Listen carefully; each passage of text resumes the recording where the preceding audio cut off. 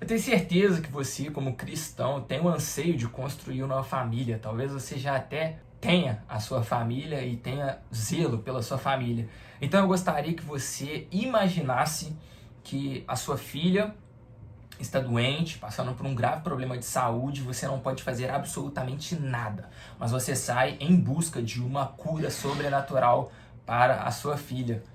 E no meio do caminho as pessoas entram em contato com você e dizem que a sua filha faleceu. Você retorna para sua casa e dentro de casa encontra pessoas pranteando o falecimento da sua filha. A pergunta que eu quero te fazer é: você sentiria medo em algum desses momentos? Eu quero ler com você uma passagem que está lá em Marcos 5 e nós vamos te fazer entender sobre o medo e como vencer algo que vai existir na sua vida e vai ser real, mas que não precisa ser um fator limitante para você alcançar tudo aquilo que você deseja em Cristo Jesus. Essa história hipotética aconteceu com Jairo. A palavra vai dizer lá em Marcos capítulo 5 que ele sai à procura de Jesus e se prostra e pede insistentemente. Lá no versículo 23, minha filhinha está morrendo, venha impor as mãos sobre ela para que seja salva e viva. E Jesus vai com ele.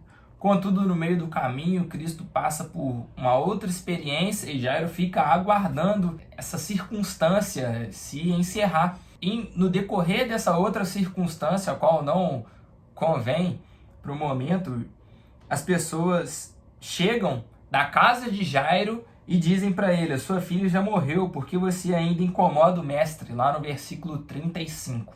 E posteriormente, quando eles chegam na casa de Jairo, ainda que Jesus tenha dito que a menina não morreu, as pessoas riem dele e continuam ali pranteando o falecimento dela.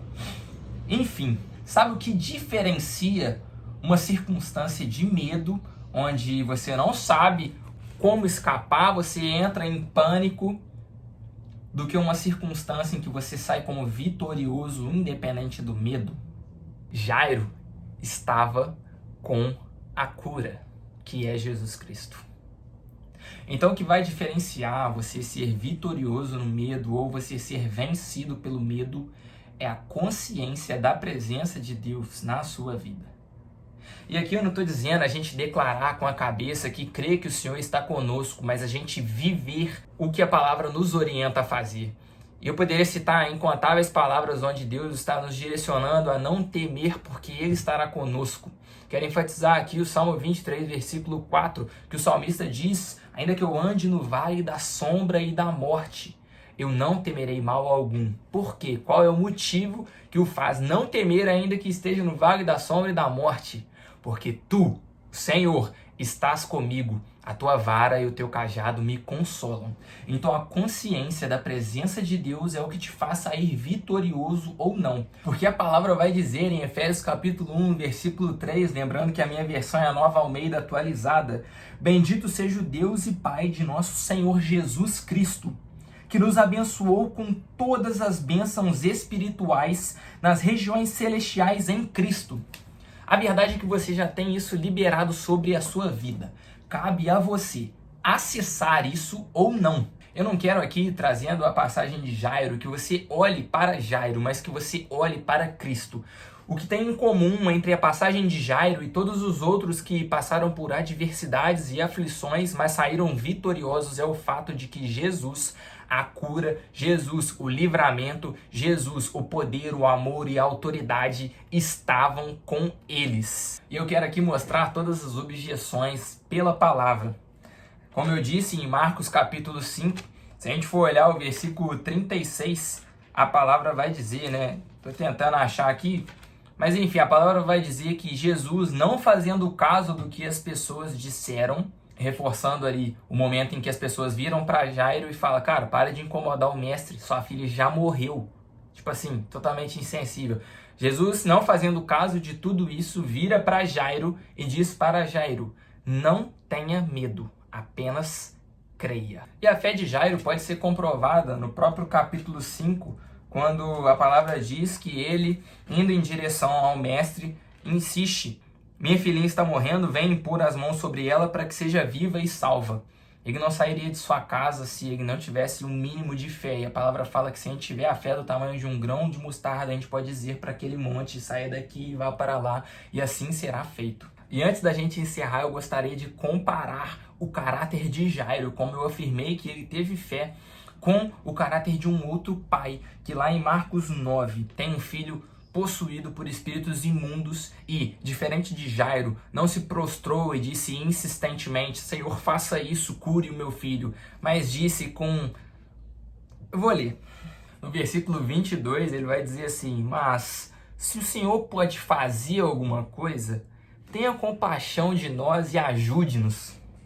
E Jesus responde, se o Senhor pode, tudo é possível ao que crê. Jesus não espera de nós um caráter passivo que se prostra diante dele e diz, Senhor, se o Senhor quiser, se o Senhor puder. Não, como eu disse em Efésios 1, isso já foi liberado sobre a nossa vida. Cabe a nós nos apossarmos disso como Jairo fez e recebeu Cristo em sua casa e a cura de sua filha, que a gente se prostre diante de Deus e declare, Senhor, eu preciso disso, eis a minha necessidade. Supra a minha necessidade, Pai, em nome de Jesus. Afinal de contas, quando Cristo chega na casa de Jairo, as pessoas estão chorando, como vai dizer lá em Marcos 5, versículo 37, 38. Que chegando à casa do chefe da sinagoga, Jesus viu o alvoroço, os que choravam e os que pranteavam muito. Mas ao entrar ele disse, por que vocês estão alvoroçados e chorando? A criança não está morta, mas dorme. Vamos ser sinceros, Jairo tinha muitos motivos para crer que a filha dele tinha falecido. Muitas circunstâncias terrenas, mas ele tinha o motivo para crer que independente do que estavam dizendo, que independente do que ele estava vendo, Deus era poderoso para curar a filha dele. E aí Jesus, lá no versículo 41, toma a criança pela mão e diz, Talita cumi, que quer dizer, menina, eu digo a você, levante-se. Talvez você, na força do seu braço, precise de algo infinitamente maior do que si mesmo para resolver a sua situação. Mas eu queria te lembrar que Deus precisa tão somente de uma palavra para te proporcionar aquilo que você mais necessita.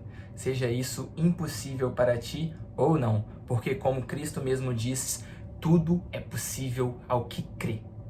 Eu gostaria que você não se limitasse ao medo. Ele é uma sensação física que quer te colocar em alerta, mas ele não é algo que deve te impedir de prosseguir rumo ao alvo. Portanto, enfrente o medo. E eu quero orar sobre a sua vida neste momento, portanto eu te convido a fechar os seus olhos. Senhor, meu Deus e meu Pai, eu apresento aqui a vida dos meus amigos que estão assistindo esse vídeo e precisam, Pai, vencer o medo. Pai, nós sabemos que o medo vai existir em nossos corações porque somos seres humanos.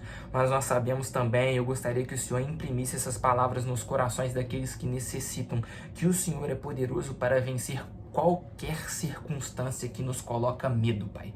E, portanto, nós não precisamos temer mal algum, porque nós sabemos, e eu gostaria que o Senhor, de fato, Pai, cumprisse isso nos corações dos meus amigos, Pai. Nós sabemos que a Tua vara e o Teu cajado nos consolam. Tu estás conosco, Tu nos sustém, Pai. Eu gostaria que o Senhor provesse isso nos corações daqueles que necessitam, Pai, porque eu oro e já Te agradeço. Em nome de Jesus. Amém. Creia que Deus ama você e tem um plano maravilhoso para a sua vida. E que Jesus te abençoe.